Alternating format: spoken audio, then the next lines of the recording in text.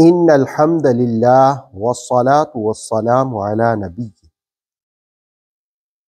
سور جس وقت پھونکا جائے گا، قیامت قائم ہوگی، تو قبروں سے کیسے اٹھا جائے گا اور یہ سور کتنی بار پھونکا جائے گا، ان کا درمیانی فاصلہ کتنا ہوگا۔ سورہ یاسین کی 51 نمبر آیت کے ضمن ان کو جانتے ہیں۔ وَنُفِخَ فِي الصُّورِ، اور جب دوبارہ سور پھونکا جائے گا، فَإِذَا هُم مِّنَ الْأَجْدَاثِ، تو وہ فوراً اپنی قبروں سے اٹھ کھڑے ہوں گے، إِلَىٰ رَبِّهِمْ، اپنے رب کے حضور پیش ہونے کے لیے، يَنْسِلُونَ، دوڑتے ہوئے جائیں گے۔ سورہ یاسین کی 51 نمبر آیت میں یہ بات ذکر کی کہ جب سور پھونکا جائے گا تو قبروں سے اٹھیں گے اور رب کی طرف دوڑیں گے۔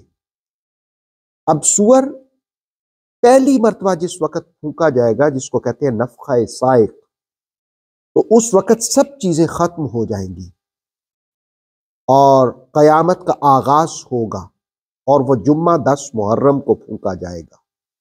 اور دوسری مرتبہ جب سور پھونکا جائے گا تو 40 سال کے بعد، اور اس کا ذکر سورہ یاسین کی 51 نمبر آیت میں کیا گیا۔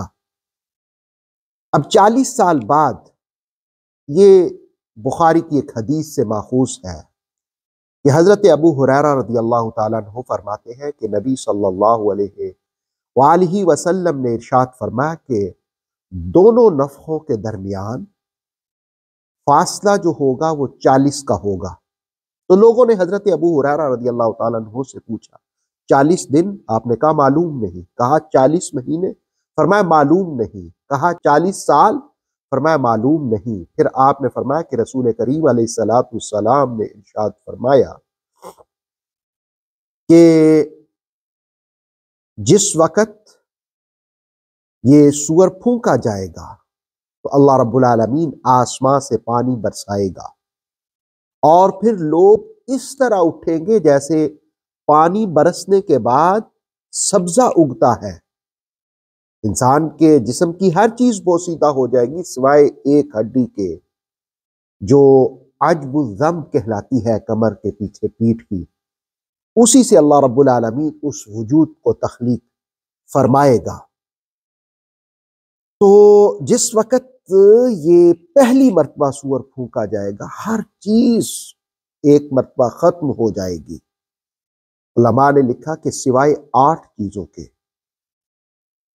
اللہ رب العالمین تو باقی ہوگا ہی ہوگا ہمیشہ، لیکن 8 چیزیں ختم نہیں ہوں گی۔ ایک عرش الہی، دوسرا کرسی، تیسرا لوح، اور چوتھا قلم، اور 5ویں جنت، 6ٹھی دوزخ، اور 7واں سور۔ یہ سور کسے کہتے ہیں؟ سور ابن عمر کہتے ہیں، ترمذی کی حدیث ہے کہ ایک سینگ ہے، نر سینگا ہے جسے پھونکا جائے گا۔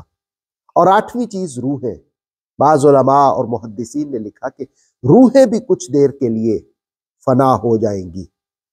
تو اب اس آیہ مقدسہ میں فرمایا کہ جب سور پھونکا جائے گا، اچھا سورہ زمر میں بھی سور پھونکنے کا ذکر ہے، تو وہاں پر تذکرہ یہ ہے کہ ثم نفخ فیہ اخری فاذا هم قیام ینظرون، پھر سور پھونکا جائے گا جس سے اچانک سب کے سب مردہ کھڑے ہو کر دیکھیں گے۔ وہاں کھڑے ہو کر دیکھے رہنے کا منظر بیان کیا، یعنی جب قبروں سے اٹھیں گے تو تھوڑی دیر کے لیے حیرت کے لیے کھڑے ہوں گے۔ اور سورہ یاسین کی 51 نمبر آیت میں کہا اِلَىٰ رَبِّهِمْ يَنْسِلُونَ، اپنے رب کے حضور پیش ہونے کے لیے دوڑتے ہوئے جائیں گے۔ اب یہ دوڑتے ہوئے جانا 2 قسم کی کیفیات سمجھی جا سکتی ہیں۔ ایک تو یہ کہ وہ لوگ جو دنیا کے اندر رب کی بارگاہ میں آنے کا شعور ہی نہیں رکھتے، غفلت میں ڈوبے رہتے ہیں، شوق ہی نہیں رکھتے، تو ان کو وہاں ہانکا جائے گا، فرشتے ہانکیں گے، اور وہ طوعاً و کرہن، अल्लाह की तरफ दौड़ेंगे, और दूसरा वो है जो दुनिया के अंदर शौक से अल्लाह की तरफ आएंगे। तो जिस वक्त वो उठेंगे कब्रों से, तो फिर वो शौक के साथ, ज़ौक के साथ अल्लाह रब्बुल आलमीन की तरफ दौड़ते हुए जाएंगे। वनुफ़िख़ फ़िस्सूरि फ़इज़ा हुम मिनल अजदासी इला रब्बिहिम यंसिलून।